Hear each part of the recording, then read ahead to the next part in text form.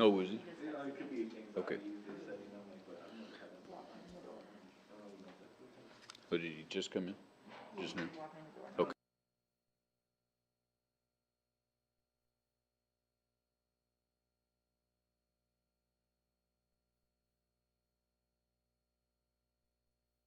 How are you doing, Lisa?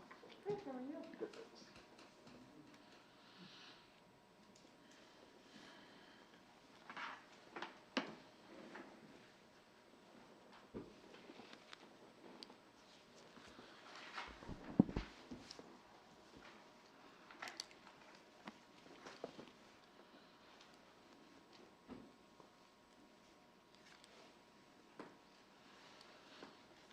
I guess we can go in. We'll get started. He'll be here in just a moment, so. So council, we'll start the meeting tonight with council meeting follow-up. Mr. City Manager. Mr. Mayor, I don't know that I have anything particular for this item. Okay. Anybody else on council have anything from last week? All right. And we'll move on to the RFP for cable channel 192. Mr. City Manager. Thank you, Mr. Mayor, members of the council. Good evening. This is a conversation that the council is familiar with, or at least has observed a number of times here in the recent past.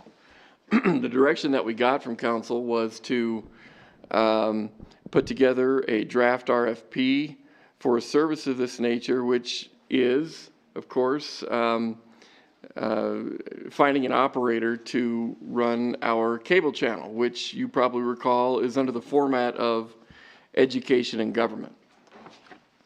One of the critical aspects of this possible relationship is that of ensuring that we don't lose access to the franchise fees because of some sort of disparity with regard to our use of the channel and the use that the franchise agreement lays out.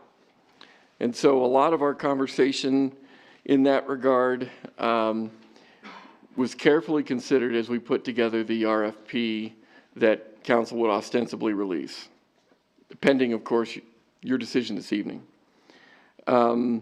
So we were really careful to visit with our partners at Spectrum to be sure that we understood specifically what it would be and what it would look like as it relates to this operator potentially seeking sponsorships and donations and so on to help offset their costs to operate a channel through cable channel 192. So we spent a lot of time talking about what non-commercialization means and how, in fact, we can follow what we call the PBS model pertaining to the constraints that the franchise agreement provides and what's appropriate from a PBS model standpoint. And you'll see in your draft conversation along those lines. And as a matter of fact, if we do engage an operator, there will be real specific language in their contract that will stipulate what that looks like. The other thing that was really critical for us, and I think we carefully designed the RFP to accommodate, is the idea that this cannot be a true public access channel, but that indeed we got to stick within the framework that an EG model provides. And so that too will be something, should we come to an agreement later down the road and council selects an operator, will be very, very clear in a contractual relationship that we establish. Some of the other things that council identified as being important that we hopefully captured appropriately in the RFP and will hopefully capture in a contract is that of looking at a business plan approach to their operation of this possibility, that of being a nonprofit and operating again within those constraints that nonprofit expectations typically include.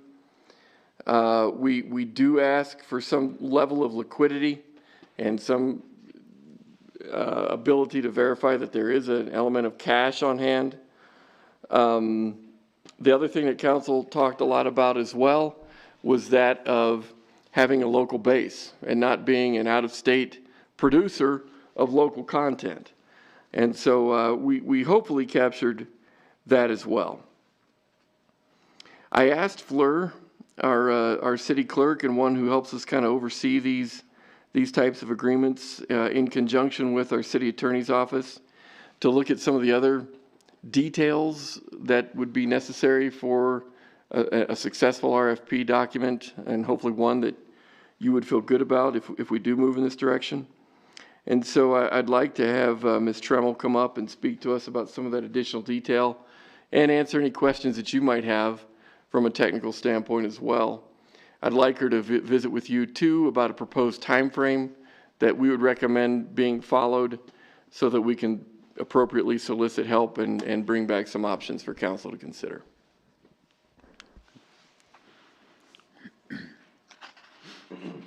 Your Honor, members of council, as the city manager mentioned, we have developed an RFP, which you all saw in your packet.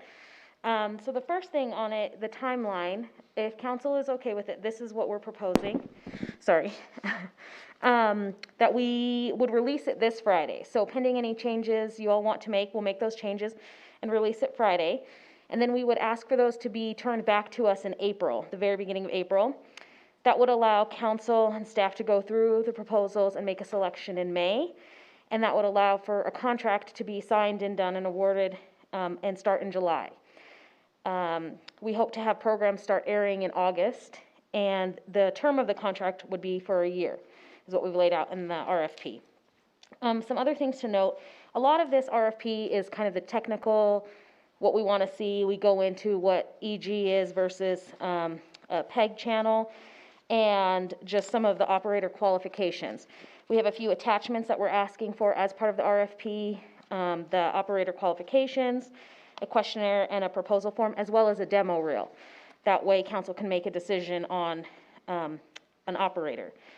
Carter touched on several of these items. The franchise fee, we do have that within the RFP as well, as we would put it in the contract. If we're threatened with a loss of franchise fees, the contract would cease immediately, and we've notified everyone in the RFP that that would happen. We have requested that they be a nonprofit. So at the time of application right now, we've just said that we would like to see that they have proof that they've applied for a nonprofit status. And by the time the contract goes in, we would like them to be a nonprofit organization.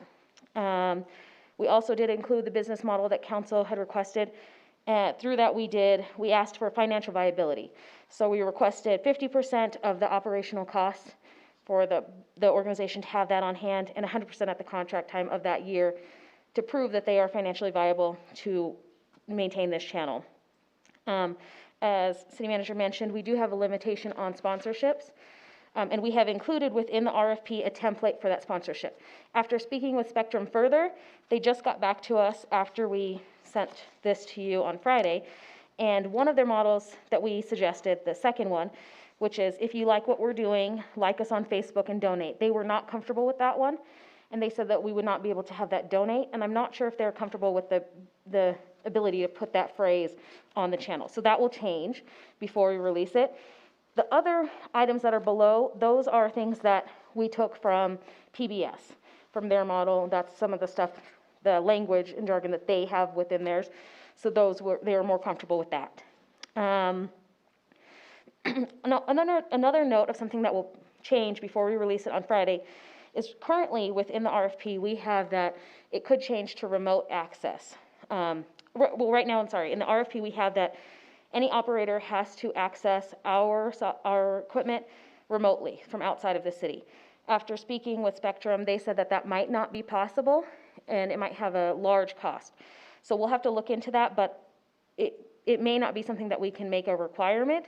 So we might just have to put stronger language in the contract about when and how they can access the equipment here at City Hall. So that'll likely change within the RFP. And those are the main things we have in there, and some of the changes you can expect to see before release. And then anything else council would like to see or change or any questions, we're happy to take those now. Okay, any questions or comments from council?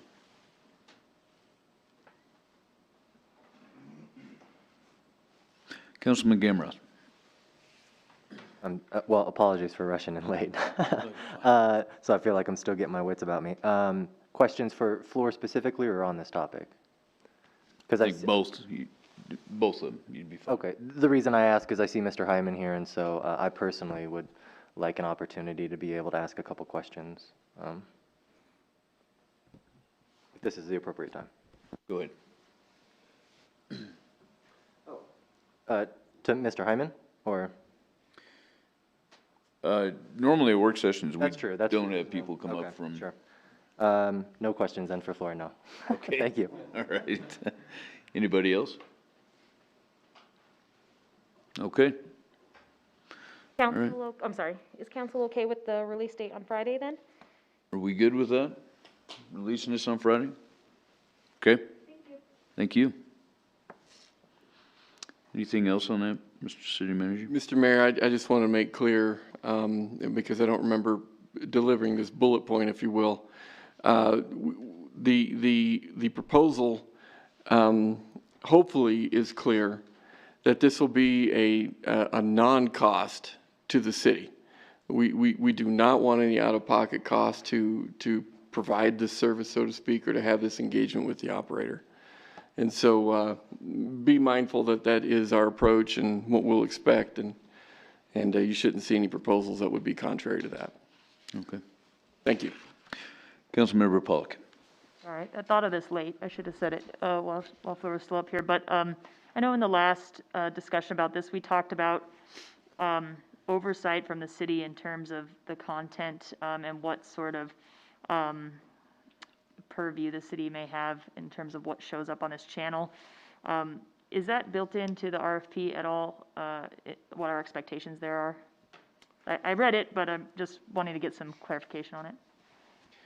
Mr. Mayor, I can take a shot at that, and then if Fleur has other things to add, I'd defer to her. But we do try to capture that concept in this at least at this stage of the potential engagement. One of the things that council will have to kind of think about and determine what their tolerance will be is when in fact pieces and commentary comes out that may not be in concert with individual opinions that you might have on a topic or a subject or an outcome or whatever. And I think that is critical. But one of the things that we will build into the contract, and we have addressed, I think, in the RFP appropriately, is the idea that the city gets to determine when the service will be ceased and desisted. And so that could be for a lot of reasons. Primarily, it's envisioned that if things get really inappropriate or not consistent with an EG model that the franchise would help us to frame, then we reserve the right to be able to pull back and get out of that arrangement. Okay. All right. We'll now move on to council goals and objectives update. Mr. City Manager. Thank you, Mr. Mayor, members of the council. You are at the point right now where we are kind of closing out a goals and objectives cycle, and certainly are coming to you to ask what you'd like to see by way of moving into a new council goals cycle. Certainly, there are things that this council wants to accomplish, and things that, as a matter of fact, many of you have mentioned to me, and I've heard you mention in this setting.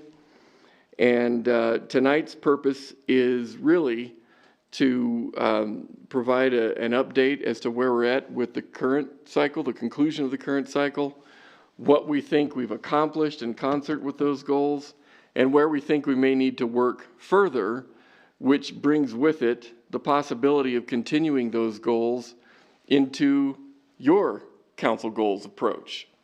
And that's obviously up to you as to whether or not you think that's important and should move forward for another round, if you will. So if it's okay with the council, I'd like to go through some of the achievements that we suggest are some of the highlights of this past round of council goals. And like I said, give you some recommendation or ideas for what I would consider a part 2 of this conversation, where you kind of take in this information, take in what it is that we're recommending for consideration, and in the second half of this item, we get to determine what it is that you would like to see us do for the next 2 years, if you will, and potentially even beyond that. One of the things that I want to make mention to you is that indeed there is a distinction between a council goals and objectives kind of process, if you will, for a sitting council versus a long-term strategic plan as it relates to not only what the city council wants to accomplish, but what it is that the community would like to accomplish. And in my mind, begs the question of which stakeholders ought to be at that table to help you set that vision for the community as a whole. Certainly, as you have possibly thumbed through and read some of the items that you might have come across in the Generation Casper comprehensive plan that was put together back in 2017, you might see some of those elements that look like a strategic plan in that document. On a larger perspective, when you look at what the state put together through the Endow plan, indeed, there are elements of a strategic plan there as well, obviously on a larger scope of influence as it relates to the state of Wyoming and some of the centers throughout the state that plan attempts to address.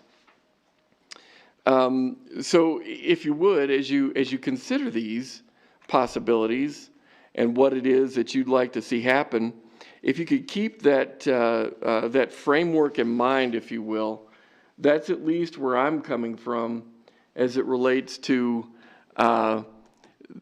what we hope to gain in terms of direction for staff and potentially what you might want to see happen on a larger perspective or scope or scale that you might ask us to follow up on as well. So be mindful of that, and by all means, if you have questions as we're going through this, please don't hesitate to stop me.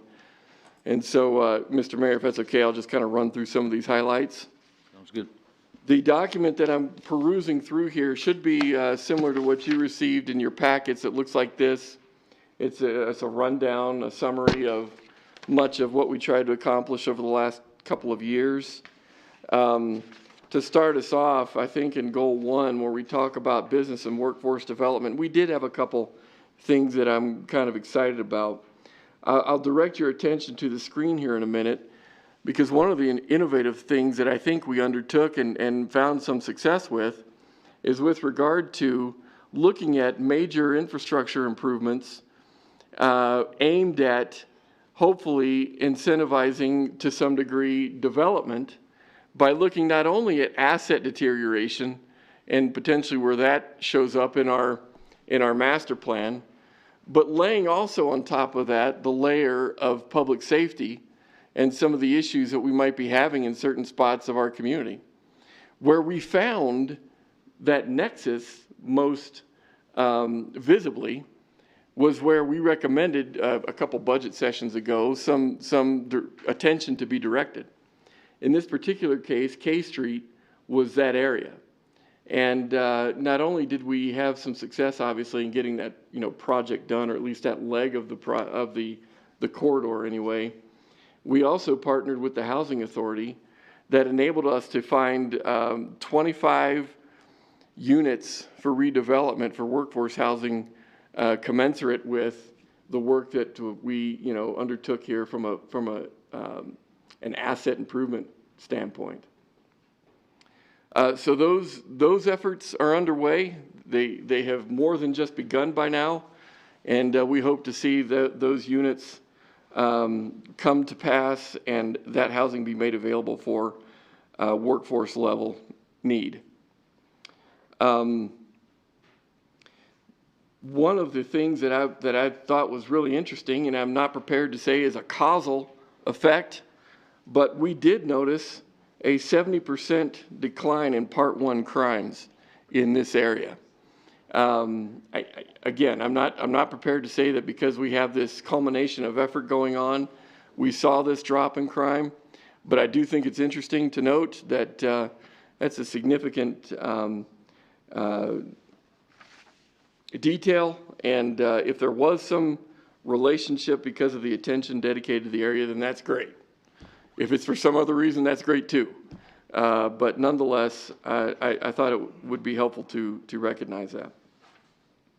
One of the other things that we focused on under Goal 1 was with regard to a general approach to increasing workforce housing overall. And the goal that we had set was 30 units of workforce housing within 3 years. Many of you probably remember the piece of property that the city made available over there on Beverly, the old baseball fields, that area. We were able to offload that to the housing authority through a competitive bid process, and we're happy to report that that will generate actually 60 units of affordable housing, workforce housing. And so from that perspective, we view this goal as not only being accomplished, but what I would envision a pretty successful metric in addition. One of the things that we didn't accomplish here, though, under Goal 1, that I would recommend Council give some consideration to as we move forward into potentially a new Council goals cycle, is that of looking at development incentives to target development opportunity areas. We did not make enough traction in that regard. And I think we could have some really exciting successes to talk about if we look at this again and bring some proposals back to council once we get some direction from you that that's what you'd like to do. So as far as at least one recommendation that I would offer at this point in time, that would be one I would have you consider, and maybe we can do something to bring something forward to you here in the future.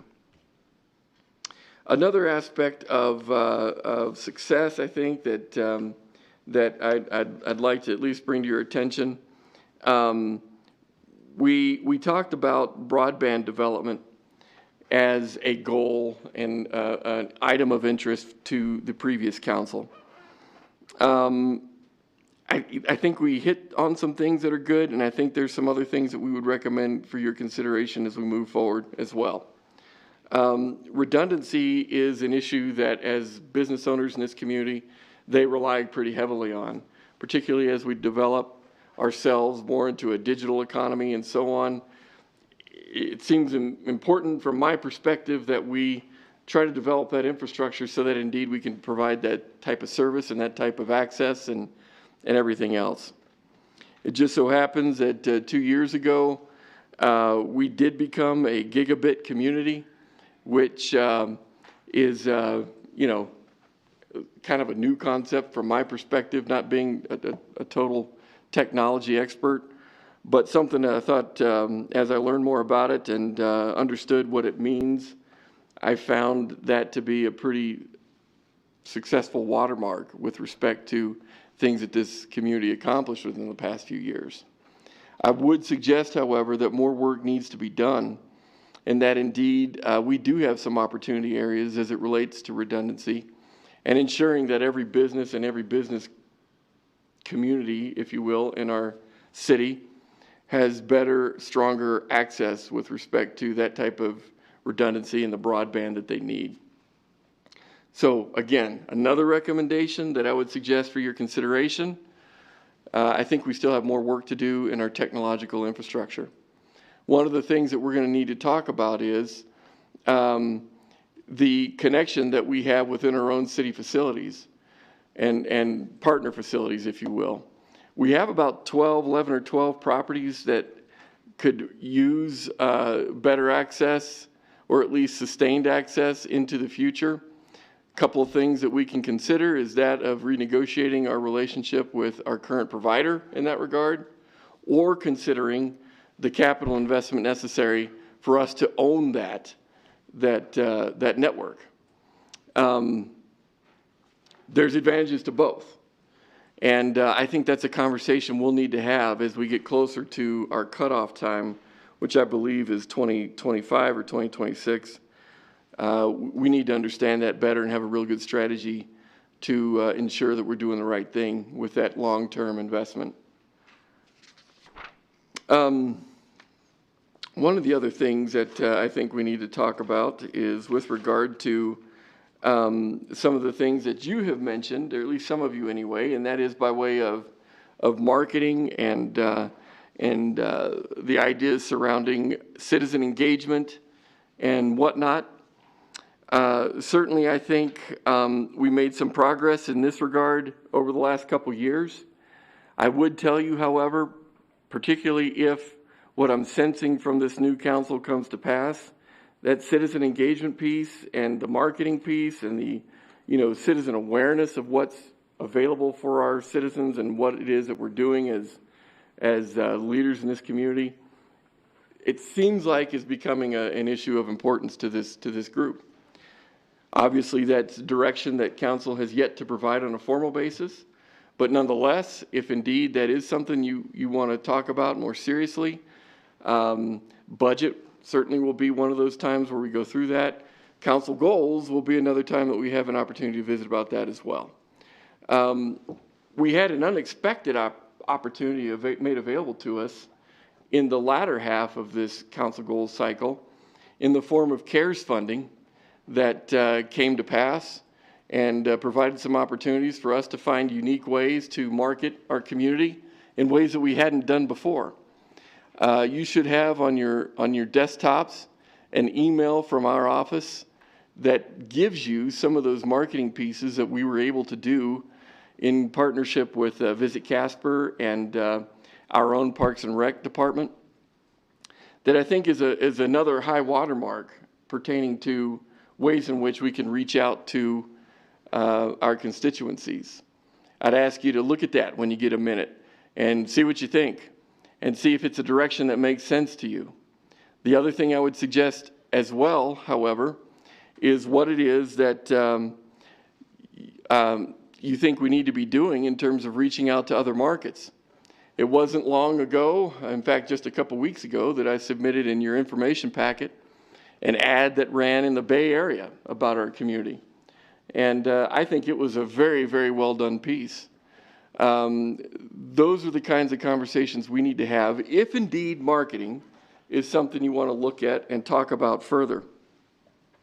Again, some unexpected opportunities that I think helped us hit this particular goal into the right direction. But as far as citizen engagement goes, I would suggest that we need to do more and that we need to capitalize more in our social media world in a real structured, strategic way that makes our efforts there much, much more successful. Not that we haven't found success recently, particularly in the police department and even in our recreational areas and so on, but I think we have more that we can do. And so, again, I'm giving you a suggestion that I hope you will give some thought to and ultimately some direction as to whether or not this is something you want to do. Turning your attention to the area of public safety, I think we had some big successes here as well. One of the things that I'm pretty excited about in the police department is with respect to, again, an unforeseen opportunity that COVID brought forward in the form of police officers and some of the unrest that they've experienced in their communities is directing towards our area. We are finding a great deal of success with folks wanting to relocate to areas like ours, particularly from the police industry. The chief and I talked today, as a matter of fact, with respect to some of the hires he's very, very excited about. And he actually indicated to me that we think we're going to hit a full staffing load imminently. For me, that's pretty exciting to think that we'll have 109 officers dedicated to the protection and security of our community. But it also brings with that a pretty high cost, of which we banked a little bit, if you will, of that not happening as we planned and designed our budget for this fiscal year. I did commit to you, however, as you may recall, that if indeed we do hit that watermark in our staffing, that I would come back and say, hey, I'm willing to advocate for additional funding being brought into this department mid-year or whatever to keep that staffing level at its appropriate level and make up for that funding that we might have missed. Another one of the things that, so when you talk about reducing vacancy rates, that's my point. We have nailed that, and we're exceeding that right now, and I hope that we will get to our full authorized strength in that department. From a training standpoint, you know, ensuring that we have officers in our academies and so on, we are doing well there. Also, again, another feature of the rigorous recruiting efforts and interest that we're receiving from around the country. However, with respect to COVID occurring in the last half of our goals cycle, our academy did shut down, and they sent all the cadets home. Our department responded very appropriately, in my opinion, by creating their own academy. And as a matter of fact, we've been able to train some officers and keep them in that process of getting street ready, and entered into the FTO program on a basis that we really didn't lose any ground. I'm real proud of that, and again, helped us to exceed the goals that we set here, and helped us keep moving as it relates to getting officers on the street, despite some of the environmental challenges that we faced over the last couple of years. We did see an increase in self-initiated activity. You probably noticed in the report that indeed, particularly as it relates to 2019, we saw quite a bit of improvement in terms of target statistics, most specifically in drug-related arrests and felony arrests.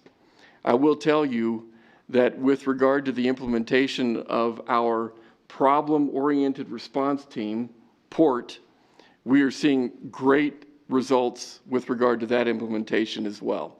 That's been later in the goal cycle, but nonetheless, I'm happy to report that as a response to that implementation, we are seeing quite a bit more arrests in that regard as well.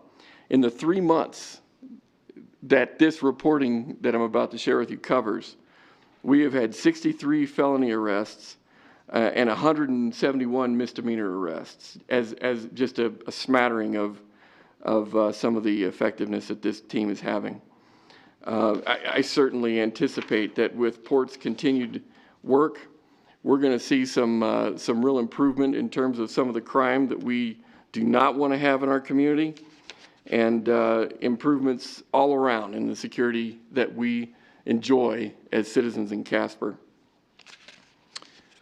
Moving ahead to other elements of our public safety, back in the time where council was setting these goals, it was critical that public awareness and public safety be a target area of concern for our public safety efforts. We were concerned about the public being trained to deal appropriately with active shooters in our facilities around the community, and we set goals accordingly.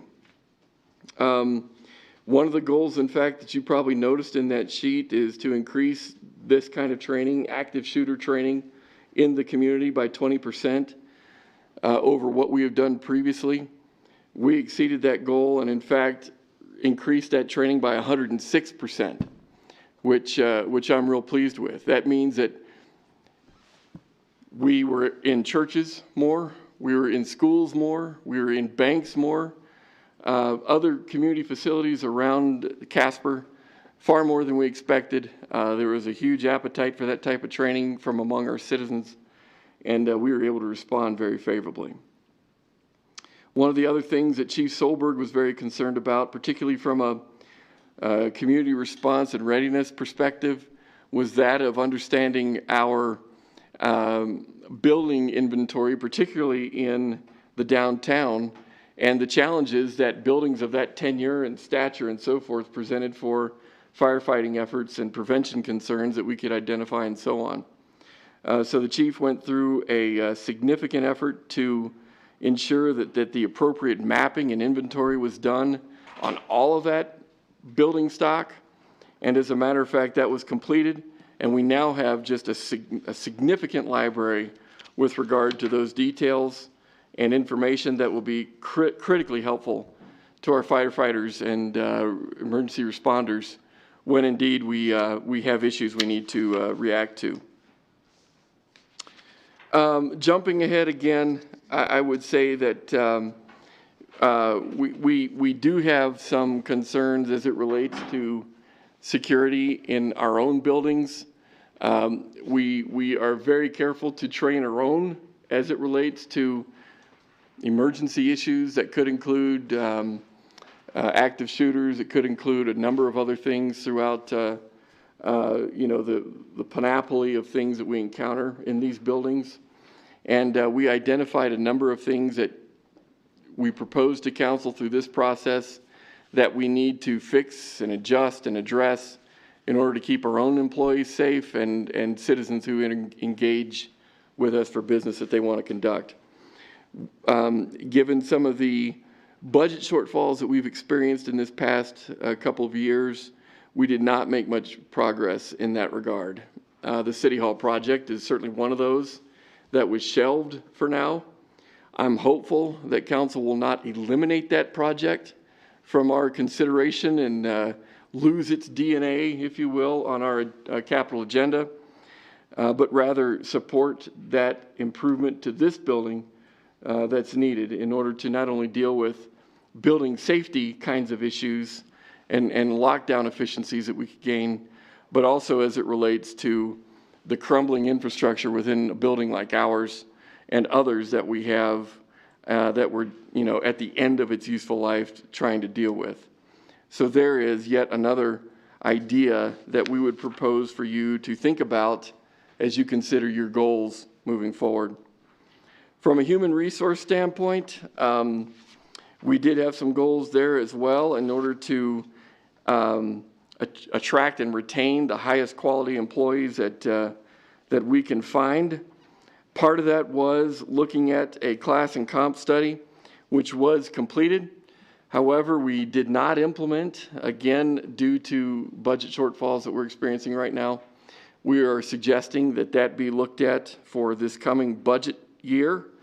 And in fact, we plan to bring that forward and have you kind of go through it again and see what you think. And we would like to offer some recommendations along those lines. Obviously, that has a budgetary impact, something that will, you know, you'll need to think about and see what your tolerance is for that. But we can't let you forget that part of our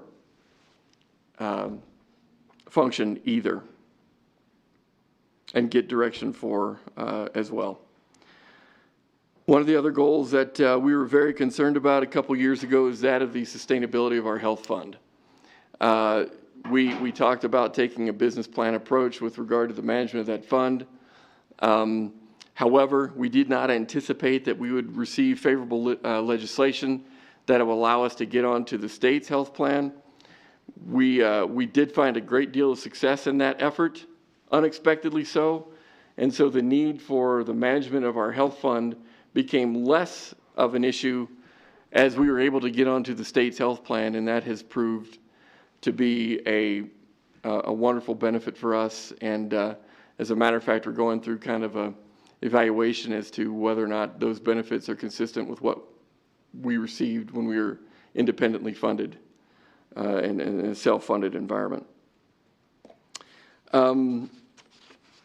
That is a broad sort of overview with respect to what, you know, I would view as being some of the highlights here.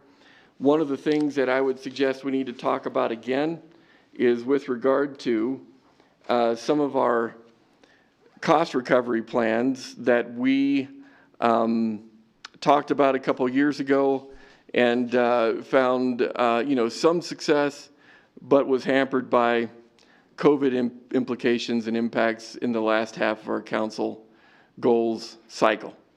I wanted to bring this graphic to you to give you at least one demonstration of how that looks and what it feels like and what it really means in terms of dollars and cents that you commit to supporting these services.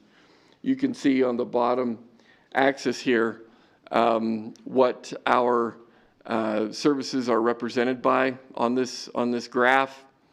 And you can see the area of nirvana right here as it relates to these services that are subsidized by our general fund in the form of that fat green line. The more that these services approach that green line, the better off we are in terms of subsidy required from the general fund.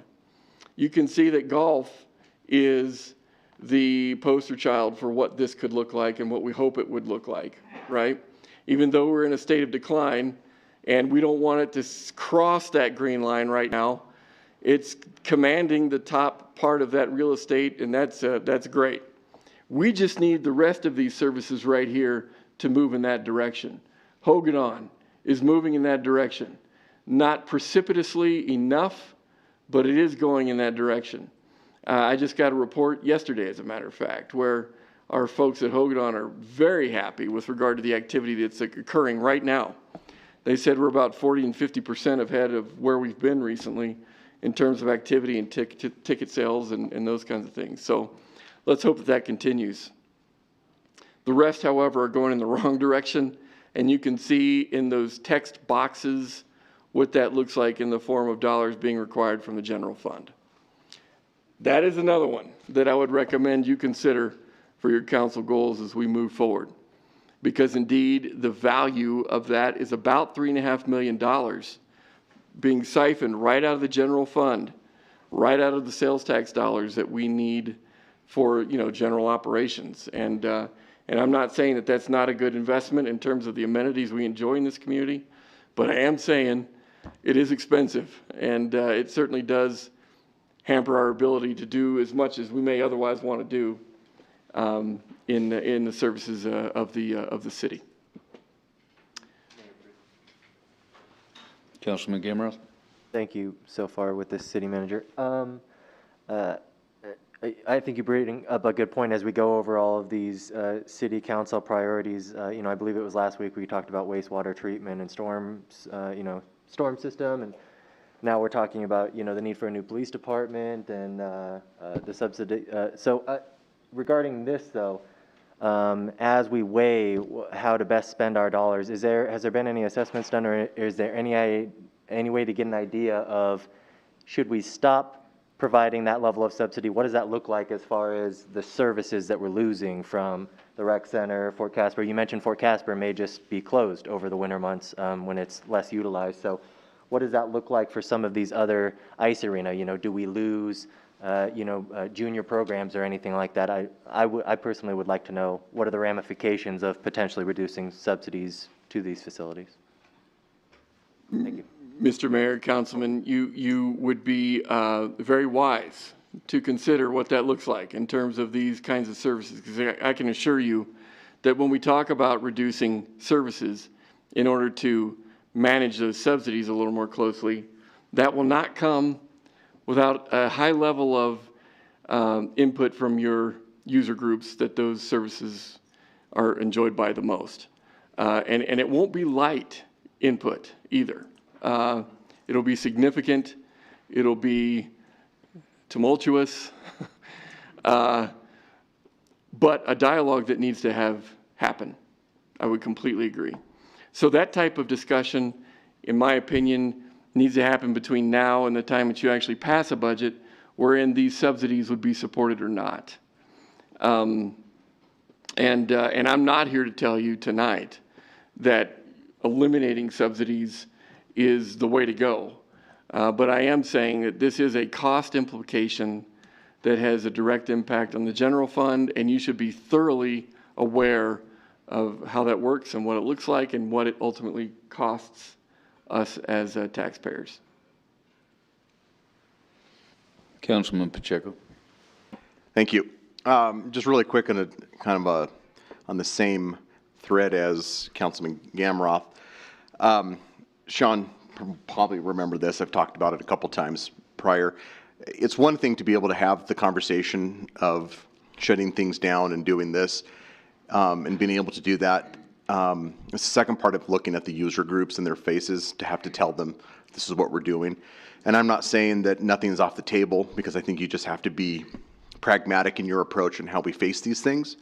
But we tried to do that with Fort Casper about 4 years ago, and we did something with CATSI as well, and it's a pretty brutal process to cut amenities and things that you already have had. And so if we are going to face that and look at those things, as many other government agencies are trying to figure out ways to balance their budgets, it's hard to do that here in the city of Casper. You have some very passionate groups, and it's much different than talking about it versus looking them in the face and saying this is what we're going to do. So it was very difficult 4 years ago when we tried to do that. I know Sean remembers that. So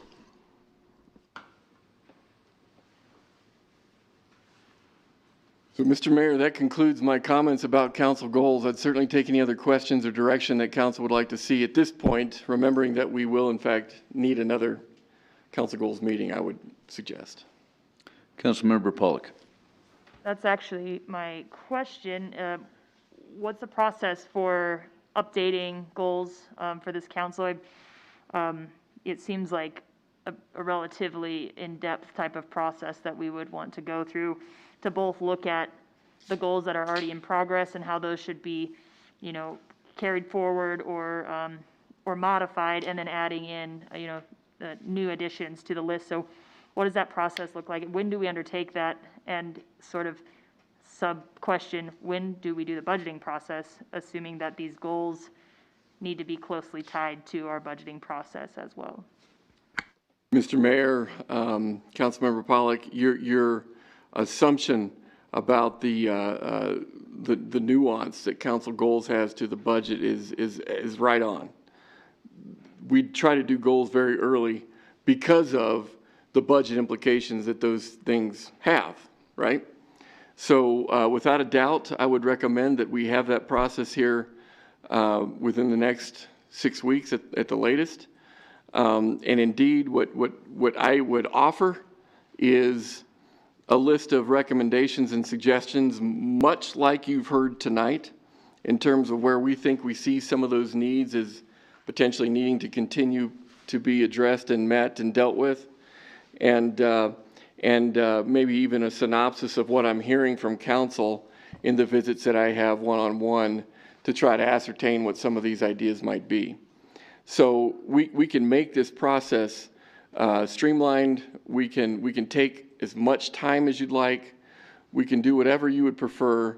But at the end of the day, I want to be sure that the goals list is representative of a majority of this group, and something you can wrap your head around and your arms around and get behind, because we will need some budgeting priority as we get into the budget process, which we are moving headlong into right now. Did that answer your question? Yes, and just to follow up, does that process, it sounds like you're suggesting there's multiple ways that we could address that process.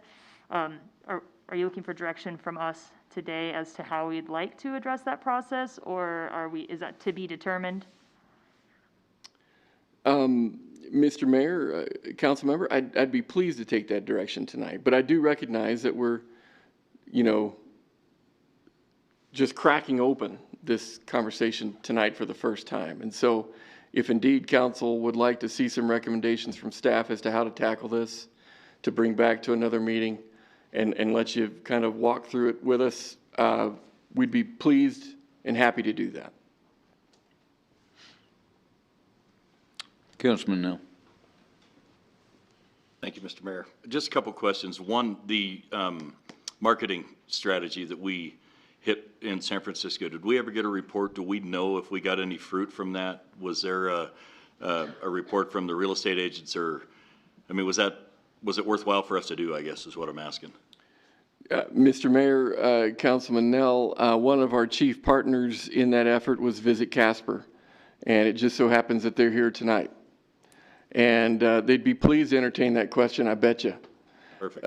even though they may be a little less prepared since they were not necessarily slated for that conversation, they do have a high degree of interest in those exact same kinds of metrics because they want to advise us as to how best to spend that kind of money. And so that partnership is certainly oriented in that direction for what that's worth right now at this stage of the conversation. Well, I'll wait for him and I'll attack when he hits the podium. I'll have questions for him. The other thing I was going to, as far as direction, I think it's great that, I think we should take staff recommendations and move on this. I mean, I think us as council members have some ideas also. So I guess on Amber's note, I'm kind of looking for what does that look like? Do we do that at a work session? Do you put it on and we start hammering that out? Is that the idea, how it works? Mr. Mayor, Councilman, that's exactly right. We can bring some recommendations forward to give you a basis by which to operate. And I would certainly ask that you think about this as well as we move from here. And let's bring the ideas forward. We'll give you some concepts with respect to process and see where you want to go. Very good. And lastly, if I may, Mr. City Manager, am I correct in what I read that the school has dumped the resource officer program? Is that correct? And if so, are we utilizing those police officers in our normal force now, or are we still in the schools?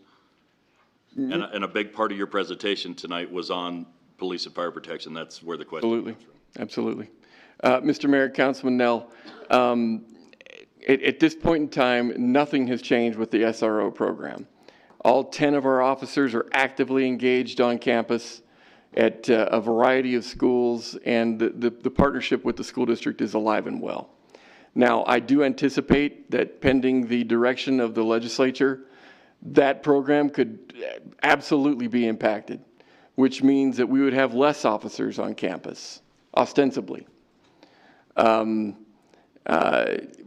you know, legislation that would direct that budget can take a bunch of different shapes and sizes, and SRO may be preserved. I'm not totally sure. But we are preparing for less of a contribution from the school district, which means less officers on campus, but it does mean more officers on our streets during the school year.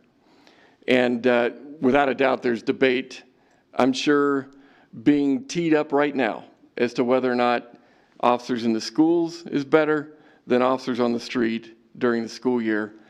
But it will be a significant cost difference for the city of Casper.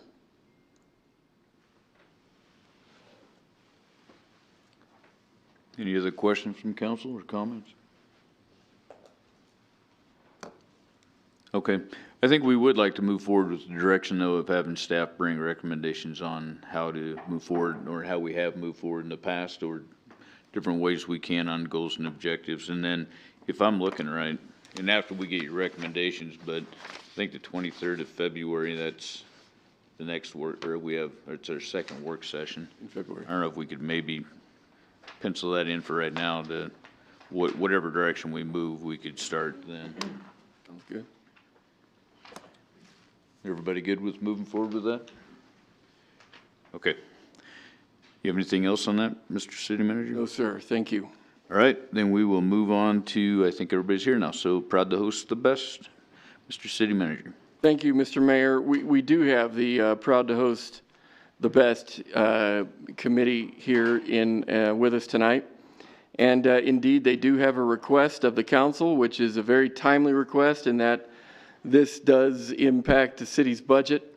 And to get to the punchline with regard to what I'd like you to think about as they make this proposal, they are asking for $50,000 to be committed on the part of the city to help them leverage several $1 million worth of activities through the High School Athletics Association into Casper and the Event Center and so on. That is the leverage that we're visiting about tonight. It's absolutely up to you whether or not that makes sense. I would tell you that if we do move in this direction, I would like to look to 1% to make that happen instead of the general fund sales tax dollars if council wants to move forward. So without further ado, and for greater detail than what I just offered, I'd defer to our committee. Okay.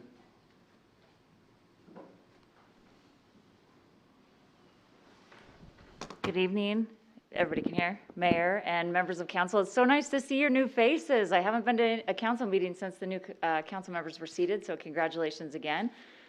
With me tonight, I have Renee Penton-Jones with the Ramkota Hotel, also Karen East with the Ramkota Hotel. They're primary volunteers as far as the Proud to Host the Best group goes. I do not have anything to show you on the screen tonight because many of you, a few months ago, we were in front of council to talk about the impact of Proud to Host the Best. So you've seen that. You also, I believe, have a one sheet in front of you on your iPad. So let me catch my breath. Okay. So tonight what we're doing is Proud to Host the Best has been in existence maybe 15 or 20 years now, the committee.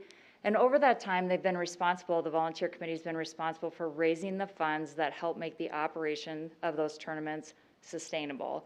So what probably started as a $50,000 or $60,000 price tag to host those tournaments in our community, over the years now has turned into somewhere between $170,000 and $180,000. The costs have also increased with COVID. So the number of days at the event center has expanded. The impact on the hospitality industry is lesser because those kids aren't staying the night. So really where we are is we're asking 15 volunteers in our community year after year to go out and raise nearly $200,000. So this committee has been faithful, they've been diligent, they've done the work that we've asked them to do year after year. One of the goals of the committee is to build a sustainable funding mechanism so that we rely less on the committee and more on our partner agencies to say, how do we make sure we keep those tournaments in Casper as long as the tournaments exist? This conversation came up because every 4 years, that committee is responsible for bidding on those tournaments in front of the Wyoming High School Activities Association. So we've been very successful in maintaining 5 to 7 of those state tournaments year after year. We're in the bid year again this year. So as we're working on things, all of the partners outside of the city tonight have come back together to say, we agree that we'll sign the MOU for another 4 years. So Event Center's in, Casper College is in, Natrona County School District, and Proud to Host the Best. At this point, we have secured, Visit Casper, my agency, has increased our funding from $30,000 a year to $50,000 a year to help with this. Advanced Casper, I believe it's EDJPB, has increased theirs as well. They've agreed to go from $30,000 to $50,000. So tonight our ask, and the city has been a very generous partner in the in-kind in the facility, but tonight we're here to say we want to build a sustainable funding source to guarantee these tournaments can continue to stay. So we're formally asking the city for $50,000 a year over the next 4-year period. And with that, I would entertain questions. Councilman Nell. Thank you, Mr. Mayor. As for me, I'm speaking for me, not for the entire council, but $50,000 to bring $14 million into our community is a no-brainer. I guess one of my questions is, and it might be more for you, Mr. City Manager, is I understand where you're wanting to get the money from, but can we not use some CARES money for this, considering it's a COVID year, we're helping sustain wages at some of the places while we're doing this? I mean, it seems viable to me, but I can't answer that question. That's why I'm asking you. Mr. Mayor, Councilman Nell, I appreciate that thought. I'd like to look into that further and just, if I may, tag onto that a little bit. The city was successful in getting some more CARES dollars here recently. So that fund is healthy.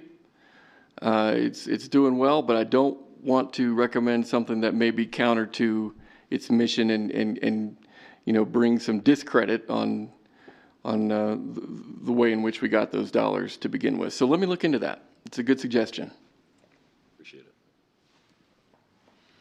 Councilmember Pollock.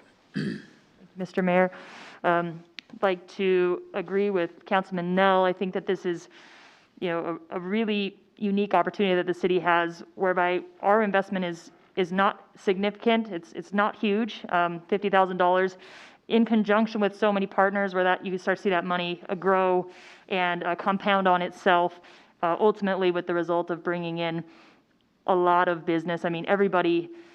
Every business owner, every hotelier, every citizen of Casper, I think, is always looking forward to these tournaments, like, oh, wrestling's in town, oh, basketball's in town, et cetera. So for me, it's also no brainer. But I do have one question for Brooke. When you're looking at creating a sustainable funding mechanism, does that give you an advantage in the bid process if it's coming from partner organizations versus having to go year after year to a maybe less predictable fundraising type of model? So I'll take a stab at that, and then if I'm wrong, let me know. I feel like as long as we can guarantee to the High School Activities Association that the funding is there, I don't know if they necessarily care where. I think where we get into trouble is a volunteer committee could probably raise $30,000, $40,000, or $50,000 in sponsorships, but we all know what that environment of that landscape is like right now. So I think it's really more about not having to constantly figure out how to chase this and just say we are solid financially to be able to pursue these tournaments. That's probably more what we're looking for. If I misspoke, please let me know. No, you're correct. Okay. Does that help? Yeah, it does. I mean, this is something our community does not want to risk losing. I think I speak for a lot of people when we say that. So I think a follow-up, Councilwoman Pollock, you asked me on the phone the other day when we had a conversation about this, what the impact is of some of the other events in our community. Yeah. So this is 13.9 collectively, 13.9 million. So just for reference, Nick Fest is around 480,000. Special Olympics Fall Tournament is 250,000, right around there.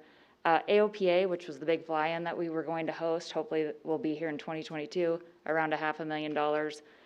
Central Wyoming Fair and Rodeo is around $4.5 million. So you can see collectively, these tournaments are probably from an economic perspective, the most valuable that we host in our community year over year, which is why we're in front of you tonight. So I just wanted to follow up. It was Appreciate that. Thank you. Councilman Pacheco. I don't have a question for you, Brooke, but more of a statement, and you and I have talked about this before in the past, but we know also, obviously, when everything shut down in COVID, when we lost our tournament, and, that horrible, it was just terrible, how that impacted us. And so the city should buy into this, and I think it's reasonable, it's understandable, because it comes back to us, tenfold more. And so it's incredibly important to us. It's incredibly important for our diversification of our economy when we're talking about everything that's going on. This is where it's at, and this is where we have to be looking at that and diversification. So I'm 100% behind it, and I think it's absolutely critical that we do this. So thanks, Brooke. Councilman Nell. Thank you, Mr. Mayor. Just one question. And it sounds like we're leaning that way, at least I'm speaking for myself, but let's say we agree to do this. It doesn't necessarily mean we're getting the tournament though, right? I mean, we're bidding against, however, probably 3, 4, 5 other communities.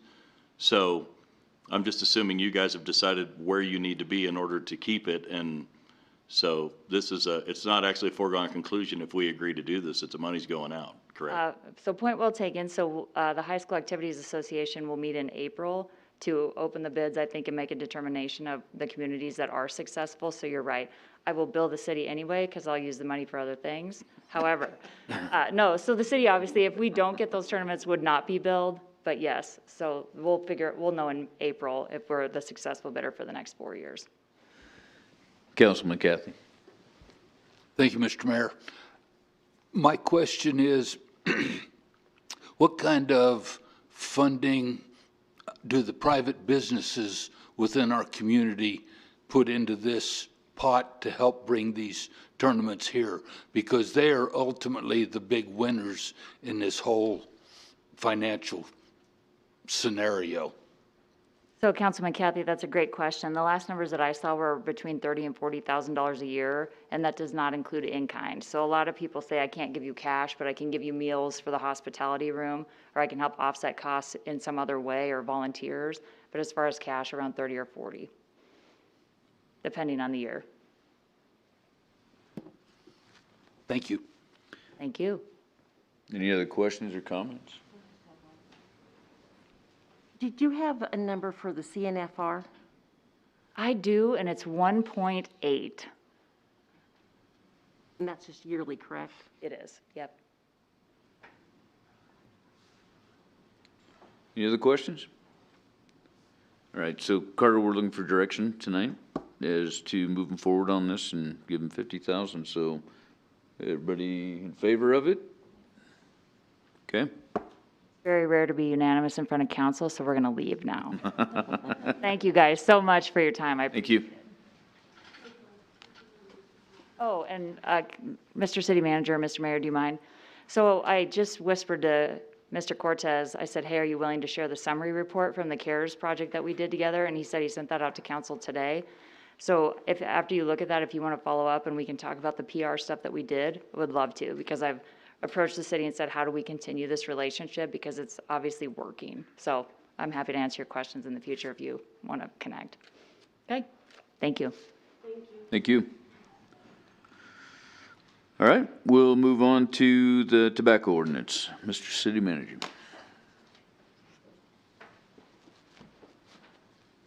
Mr. Mayor, in response to your request, council, we have been working on the tobacco ordinance and proposal, if you will, and we'd like to offer some thoughts as it relates to bringing our ordinances to be more commensurate with the new state statutes on this matter. Previously, council heard this argument and decided to not take that step. However, the new council has said, well, let's give it some more thought. The attorney's office has been working pretty heavily on that and would like to offer some things for you to consider. City Attorney. Thank you, Mayor. As you all will recall, that the state adopted a new statute. The last session became effective in July of this year. It had a couple of provisions. Probably the most pronounced was the fact that the age for purchasing tobacco products rose from 18 to 21. In addition to that, though, the statute was enhanced by a definition of vaping, a definition of electric cigarettes, which our ordinance had not addressed at all. In fact, our ordinance hadn't been revised for 20 years. And so we looked at that, and we brought it to the council originally, and when 4 of you weren't here, and it was determined that the council didn't want to go along with the state statute, that the 21 age seemed to be too much for cigarettes, and to make that illegal wouldn't be appropriate. And we came back a couple of weeks ago with you, and you thought, well, we have to be consistent with statute, which is accurate. We can't not do that, and that's why we were going to pull the Casper ordinance and let the state statute just be the controlling law. But at that time, then you thought, well, no, we'd just as soon have our ordinance be consistent with the state statute. That will give the police department an additional opportunity to charge in municipal court versus circuit court. And then in looking at the provisions of the statute, they were relatively diminished relative to even our old ordinance, our current ordinance.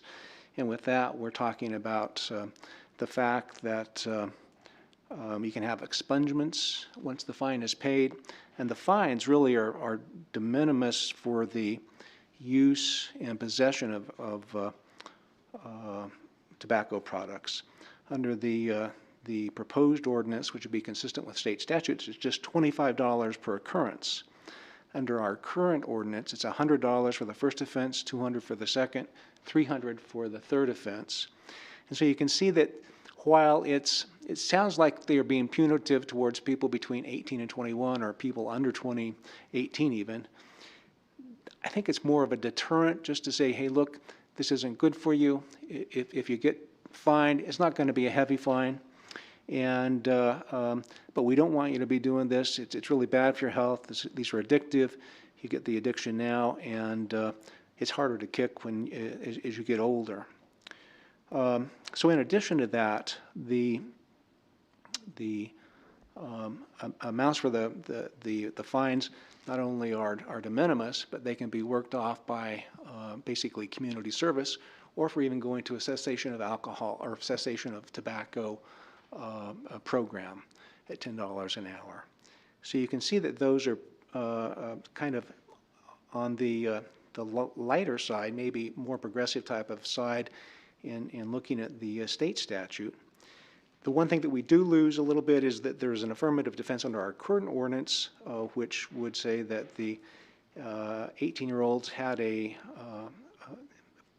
people under 18 had had an affirmative defense if they were charged, if their parents said, oh, look, we provided the cigarettes to them or they were smoking in our residence. And we had talked a little bit about this, I think, the first time we brought this up. So we have kind of a dichotomy here. On the one hand, the state statute, they've raised the age, but the penalties for possession and use are really substantially lower, and there will be a total expungement of the charge if in fact someone is charged and then they pay their fine, which again is $25 per occurrence, versus what our current ordinance is, but it's inconsistent because the 18-21 age, and we really can't have that. So we have this before you. We did put in a comparative in the memo, if you want to look at that, and if you have any questions about that, be happy to answer them.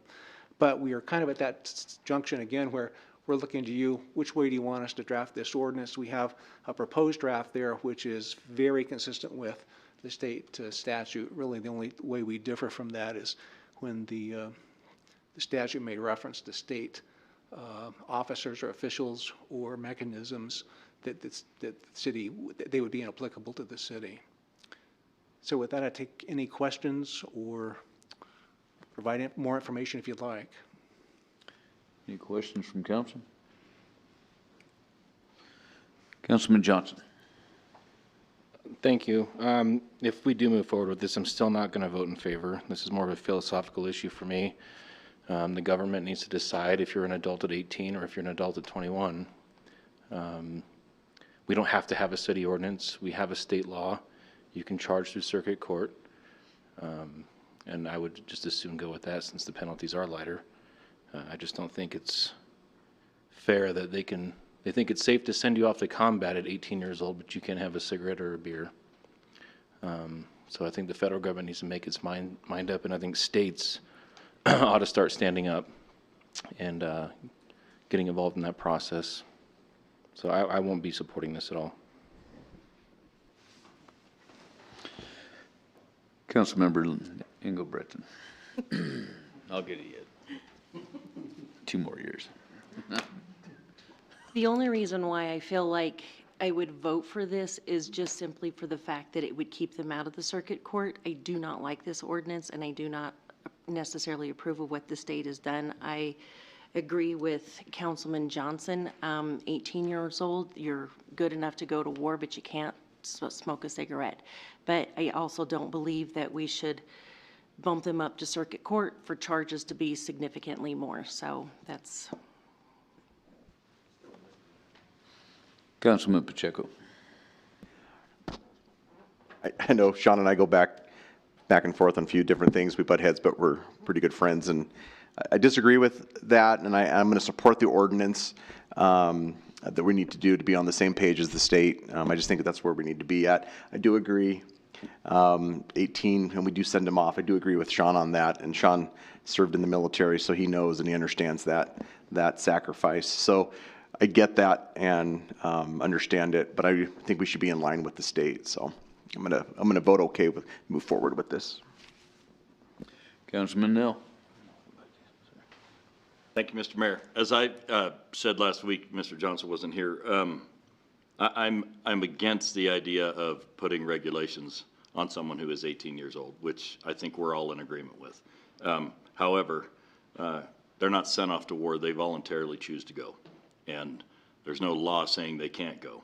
And unfortunately for us, the state has put a law in, and if we don't get in line with them and they do go to circuit court, the punishments are far greater than what they will receive in municipal court. Is that not true, Mr. Henley?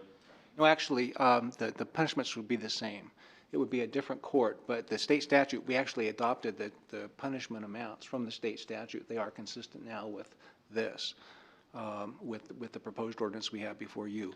So the fines would be the same whether you go into a circuit court or whether you stay here in municipal court. You know, it's going to be $25 whether you go to circuit court for possession or use, or $25 whether you go to municipal court for possession or use. Well, I guess two things to our advantage in doing this is, number one, putting us in line with state law, because by not being in line with state law, we're actually in violation, and they will go to circuit court, but the other difference is the city, I guess, would recoup that fine money, I suppose, and it would be brought into the city instead of going to the county. Because if they get caught, they're gonna pay one way or the other. So I'm for the ordinance for that reason and that reason only. Councilman Kathy. Well, I would go along with Councilman Johnson that basically at 18, you can get married, you can go have kids, you can vote for the people that are making these laws and our president at 18.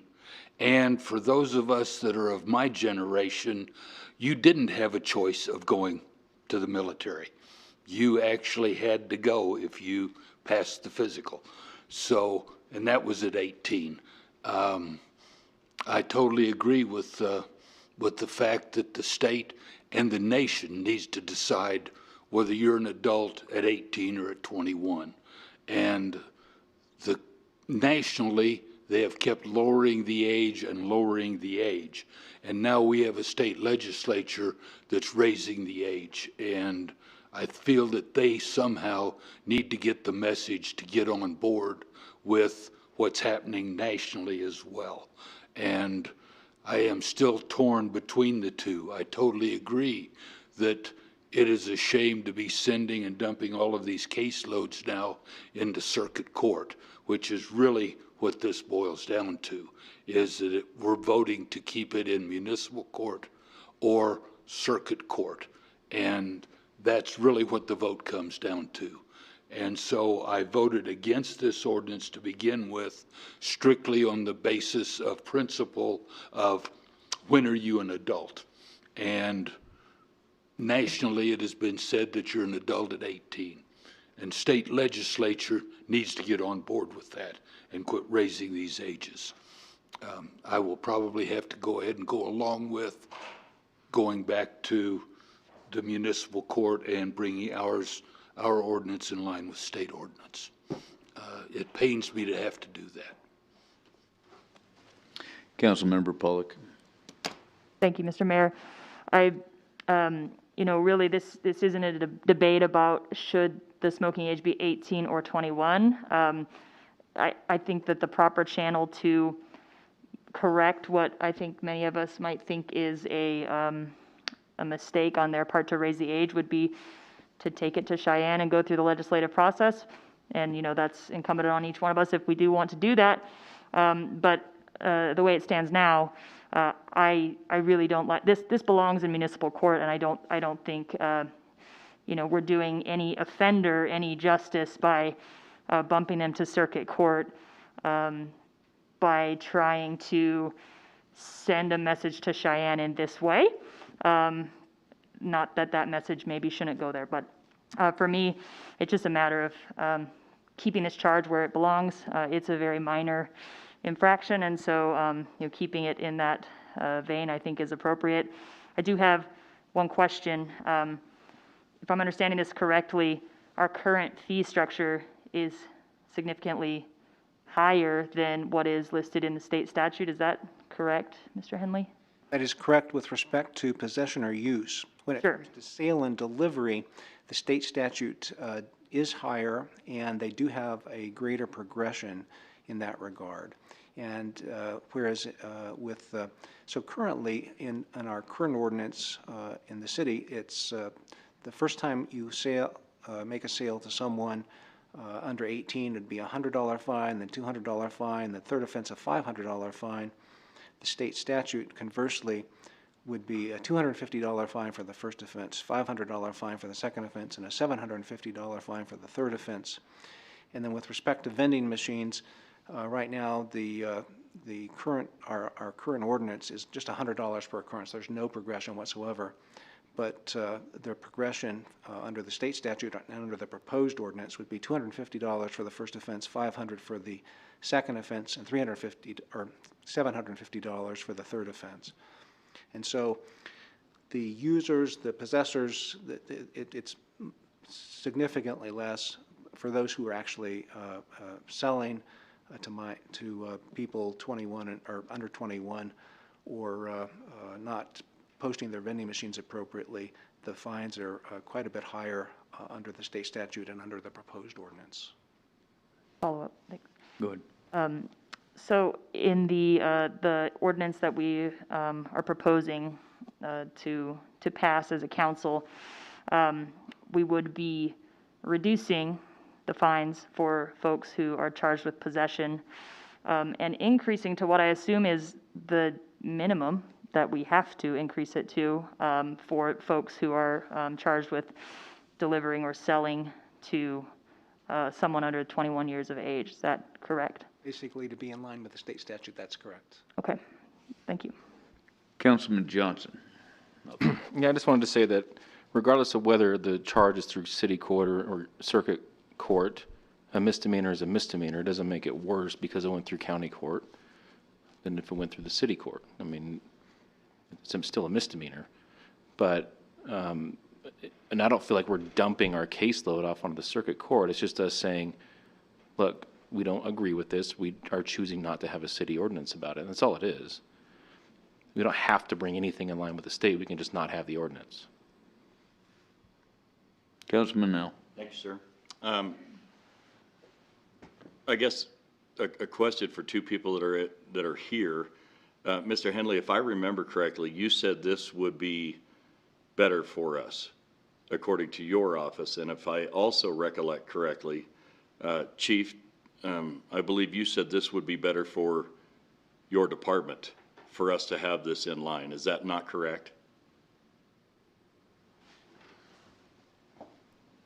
I guess the reason for the question is I don't want to make it seem like I'm trying to enforce my will on anybody. I'm trying to make an educated decision here, and I believe our city attorney and our police department both said this would be better, but I want to hear it from you, I guess. Chief. Mayor, Council, that is correct. The last time I had the opportunity to address it, I am in agreement that it's better suited in our municipal court. The reason is that although the fines will be the same, whatnot, getting prosecutorial assistance in the circuit court is greatly different these days. They have sent me a letter that they are not going to prosecute a vast array of misdemeanor charges because they don't have the manpower to do it, and that would place a heavier burden on my officers and on the city attorney. Where we can handle it in municipal court is far more easy.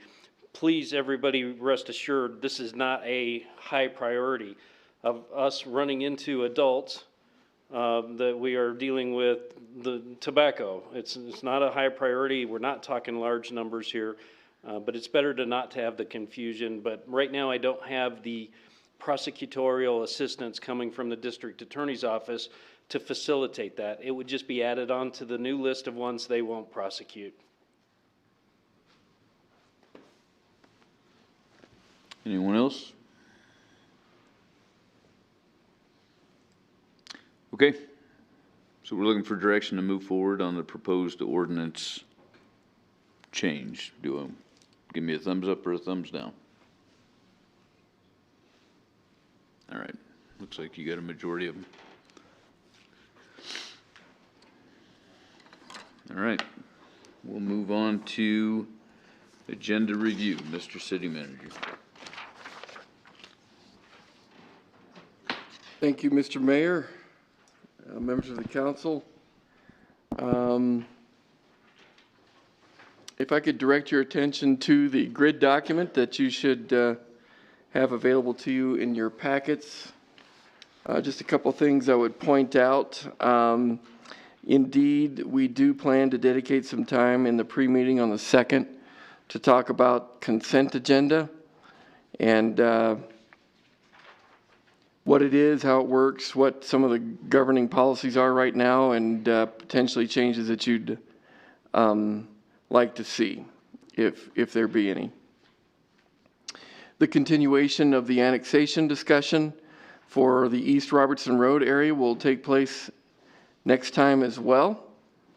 You will see a similar item come up on a work session here very soon. As a matter of fact, on the 9th, that gives you the opportunity to hear the formal report on the same as required by statute in that regard. February 9th as we move forward on the grid. We have a couple items of probable interest to you as well. The police building project will be slated for conversation that evening. And hopefully you saw in your information packets the study that was done toward this project not too long ago as a primer for this discussion.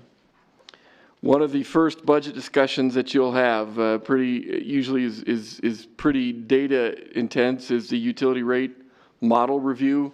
At this point, we're kind of in the middle of a rate process, and so we aren't anticipating rate increase requests, if you will, at this stage.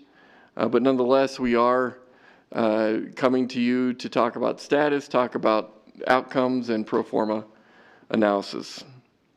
One of the big topics as well for this time of year, albeit not necessarily budget related, is by virtue of your statutory obligation to review liquor licenses, and the data associated with how that stewardship has been navigated over the last year with those who hold those licenses and whatnot.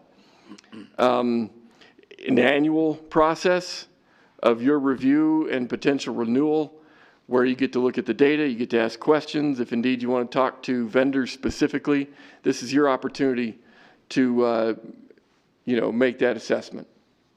A big part of what you do as a city council person in a Wyoming town.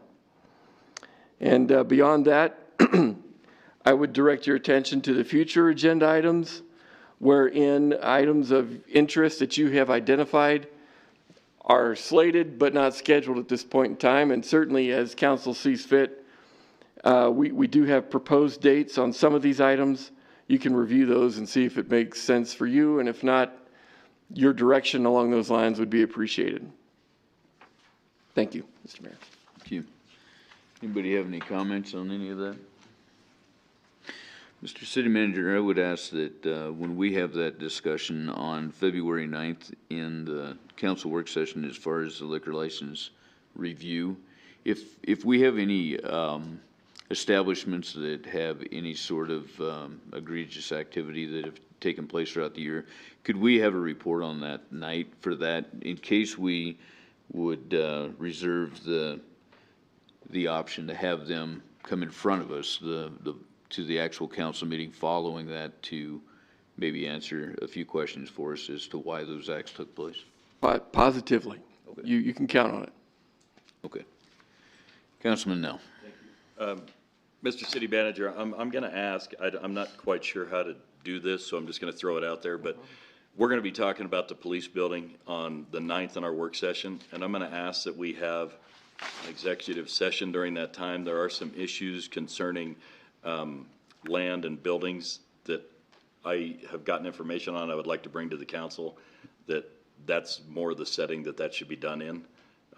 And so I don't know how to get that to you other than that way and ask you where to go from there.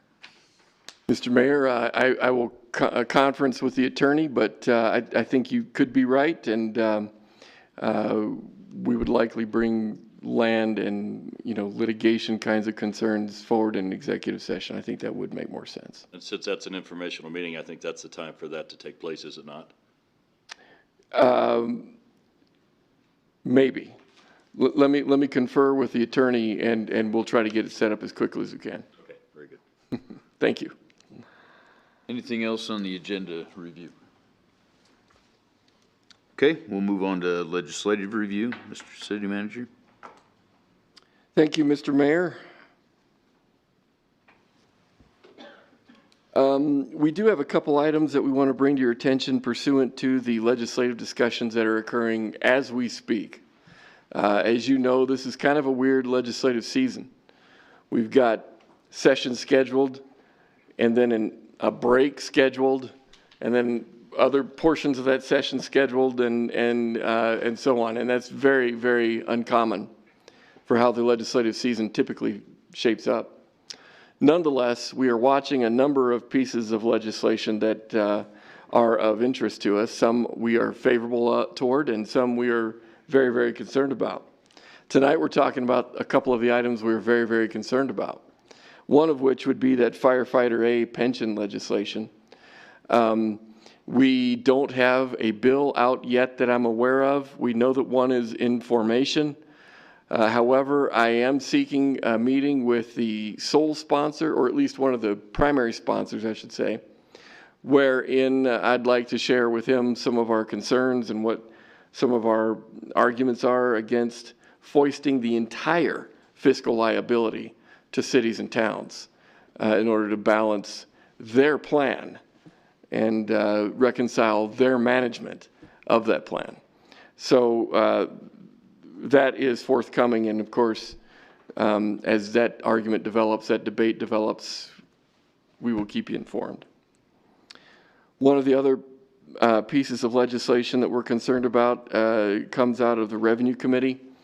Representative Harshman asked the Revenue Committee to assign a discussion to WHAM and the county association that is a colleague to WHAM, if you will, as well as the School Board Association, to bring forward a proposal that is a revenue-based discussion that could take place, could take shape in some corresponding legislation. So WHAM has accepted that assignment, has reached out to the partner agencies that I just identified, and hopefully that conversation will come together in a way that will be helpful to cities and towns, and the Revenue Committee can support. As details of that proposal comes forward, however, I will keep you apprised and hopefully gain direction as to where the city of Casper should be in that proposal. One of the other items that we're really concerned about is pertaining to direct distribution. And you will recall direct distribution as being money that the legislature shares directly with cities and towns that comes from over the cap funding that the state may have received or whatever. That's the genesis of that program. As you know, direct distribution is kind of in the sights, if you will, of some of our legislators down in Cheyenne.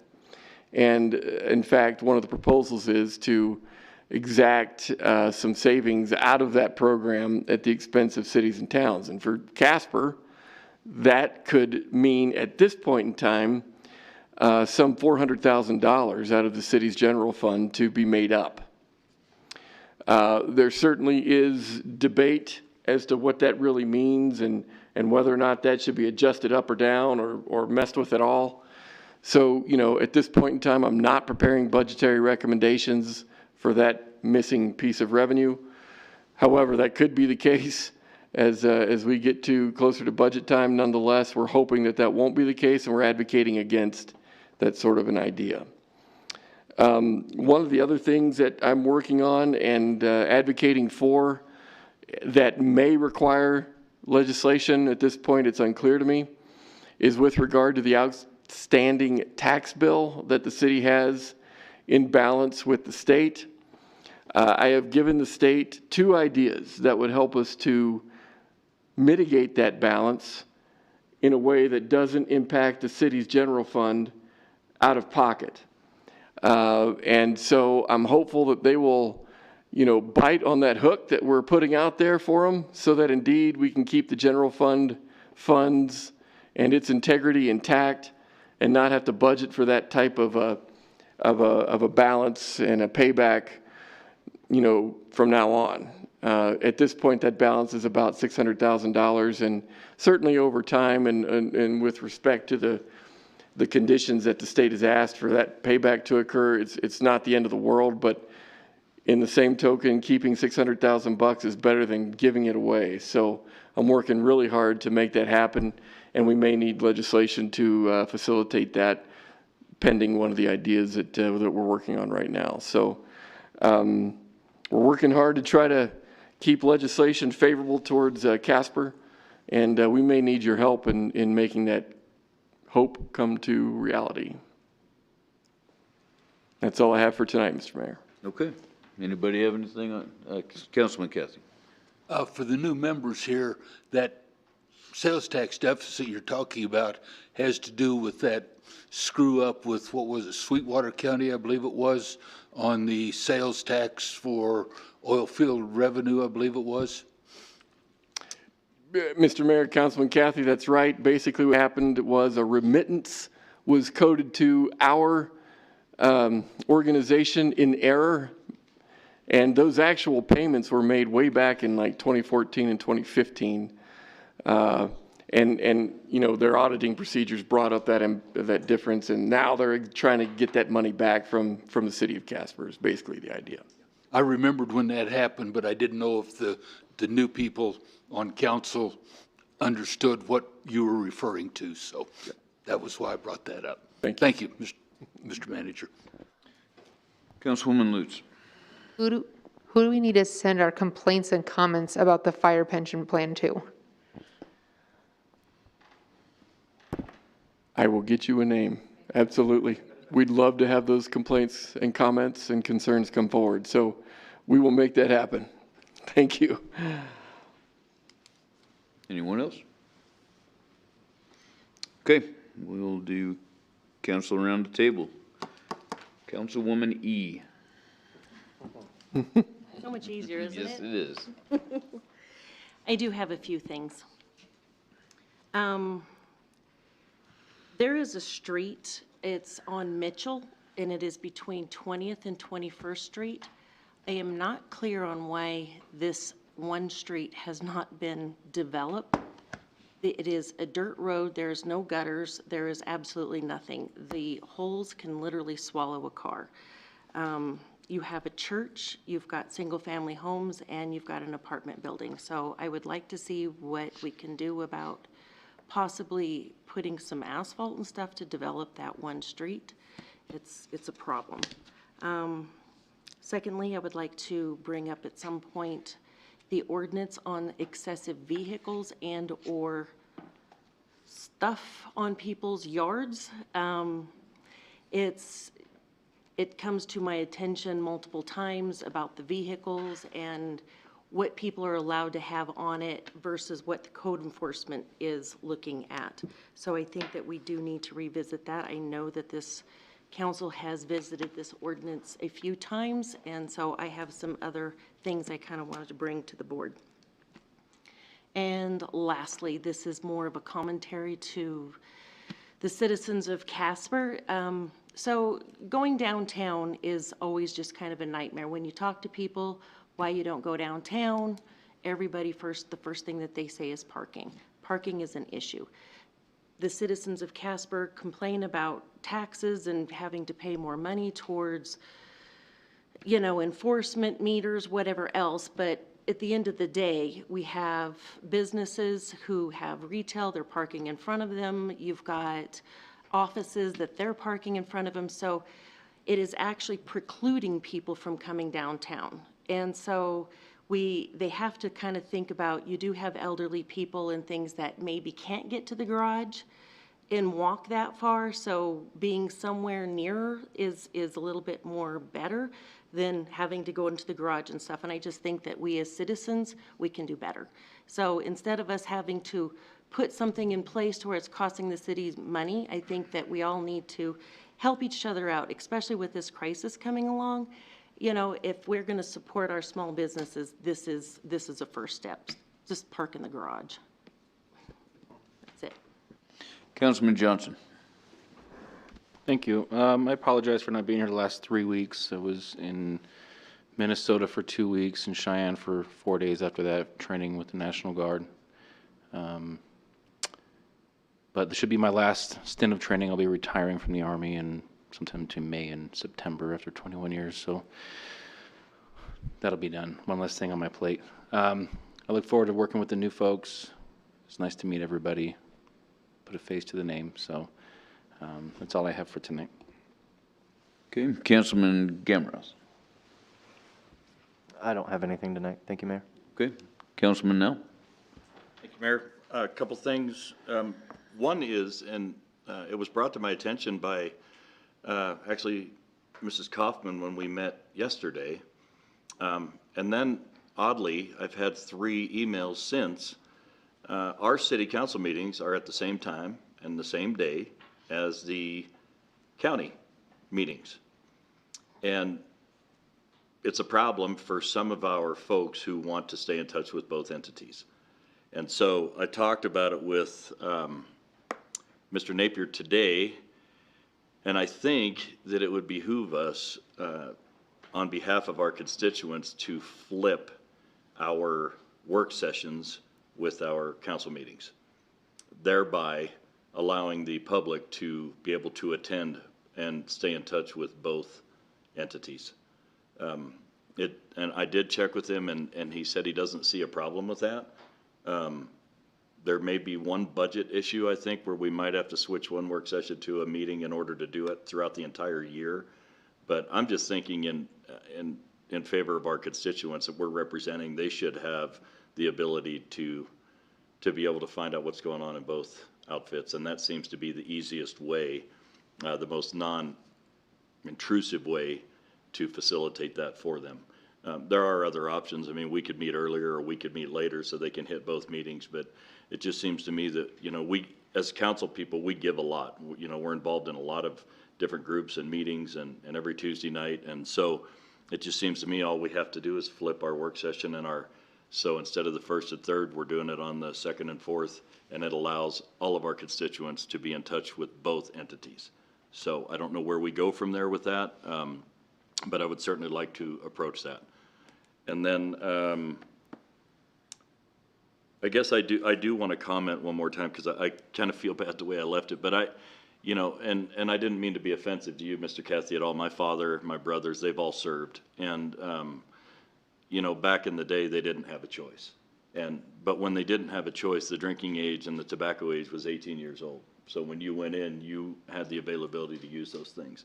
And our government, unfortunately, that wants to regulate everybody and everything, and I'm against it. I think if you're 18 years old, you're old enough to decide if you want to smoke a cigarette or chew tobacco or whatever it is. I've been chewing since I was 14 years old. I got one in right now. You never know. Once you get on that stuff, it's really difficult to get off. Now, are our police going to go and just start busting kids for smoking and vaping? I don't think that's the idea. The only reason I was behind this is because I just don't see having a city ordinance that's not in line with the state who trumps us. So I guess I just want to be clear, that's why I'm for it. It's not, I disagree with it vehemently, but it just doesn't make sense for us to have an ordinance that is different from the state who trumps us. So I guess I want to make that clear. That's where I'm coming from.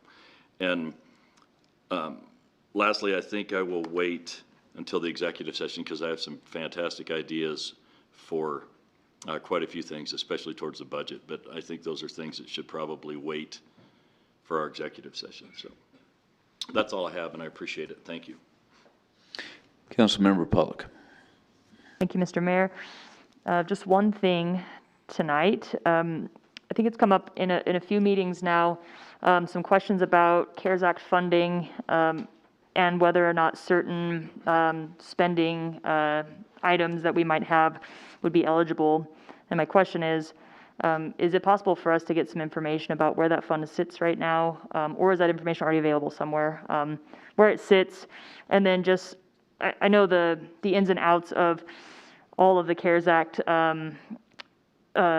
specifics are difficult and complex, but if there is any sort of, a boiled down version of what types of things that money can be used for, so that when we are considering some of these things, that can be on our minds as well, as to whether or not certain things that would be to the benefit of our community are eligible for consideration from the CARES Act money that we do have available.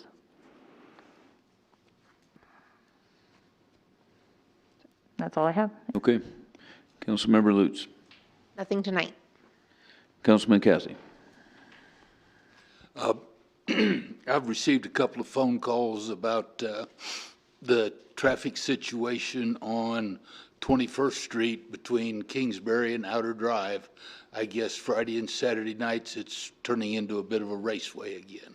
And so I don't know where we need to go on that, but that seems to be a continuing issue for not just weeks, but for years almost. And maybe if we could have some other ideas or suggestions brought forward on what we could do to address that situation. I know we've put in stop signs, we've put in flashing lights, but it doesn't seem to matter to some of the people.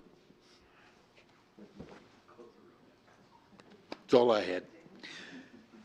And before I come to you, Ray, on what Councilman McCarthy's saying, remember we had a discussion like a year and a half ago, and we were discussing at, I believe it's at Kingsbury and 21st, and narrowing that intersection down, funneling it down to make people slow down. Where did we ever end up with that?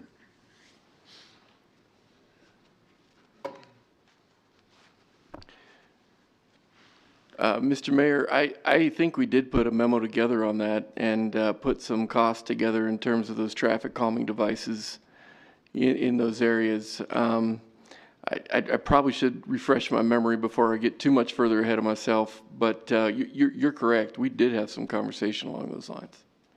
Absolutely. Yeah, I just don't remember what happened with that, but it was right at the four-way intersection there that we were gonna funnel things down and slow it down. And it has been a problem since I was there, so. As a follow-up, we probably ought to, before we just blanketly go into that, go back and look as well at that same idea that was proposed on 12th and 13th Streets, where we actually put in some temporary narrowings at like Beach and Durban or along in there. And I think we found that those maybe didn't work as well as we thought, but we ought to probably go back and look at that too, because that was done back in that 13 to 15 time frame.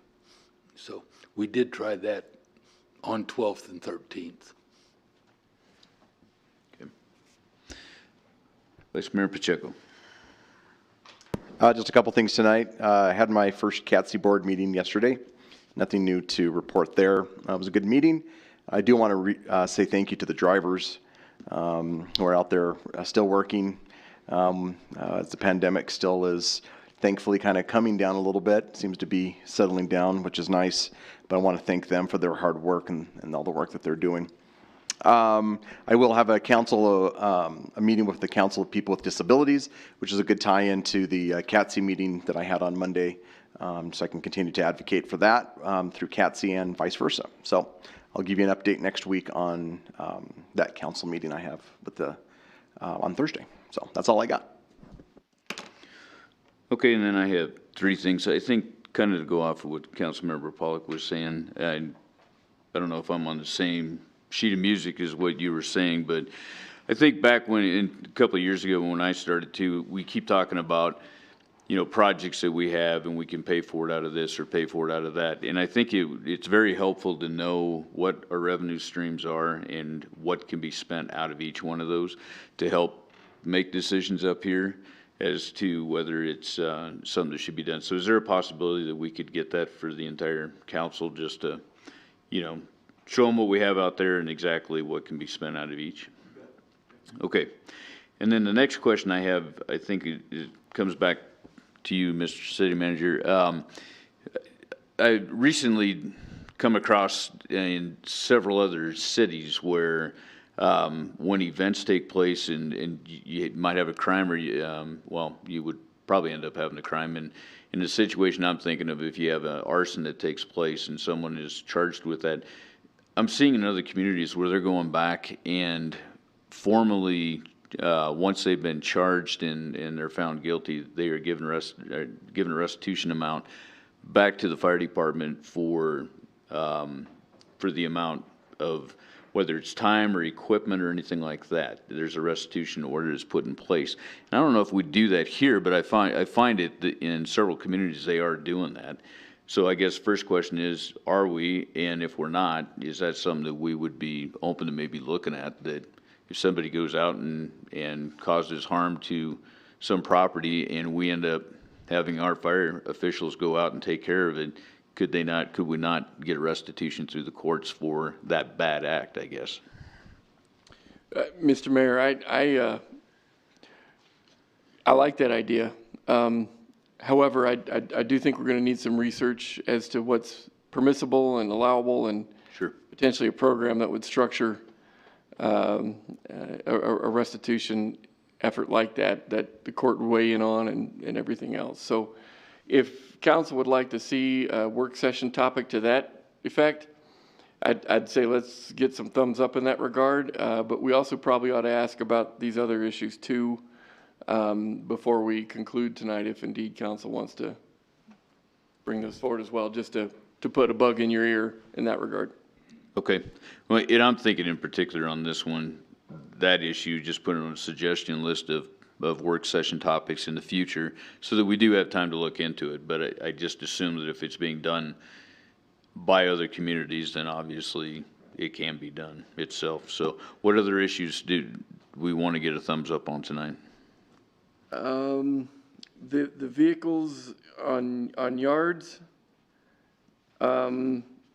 meeting dates potentially being flip-flopped with work sessions, and possibly another discussion on Kingsbury. And I think the issues of Mitchell and CARES funds being reported on, we can take care of either in the capital meetings that are coming up, where that might be included as a project, and a memo with respect to CARES funds, I think would satisfy unless council wants to have extended discussion. Councilman now. Thank you, Mr. Mayor. I noticed in future addenda, you have parking on the pathways. Is that addressing the stuff on 12th and 13th that I've? Yep. Okay, I thought it was, but I wanted to make sure. That's right. Thank you. Is everybody okay in moving forward on each of these other topics that have been brought up? That have discussions on. Yeah. Mm-hmm. Okay. We'll slate it. You bet. Thank you. Okay. And the only other thing I wanted to add tonight is I was in a Visit Casper meeting today, and Brad Murphy from Spectre was in there, and to go in line with what was said here tonight as far as Hogadon, I believe it was last weekend or the weekend before, is the best weekend ever. And Brad said that ever in the history of Hogadon, it's been their best weekend they've had up there.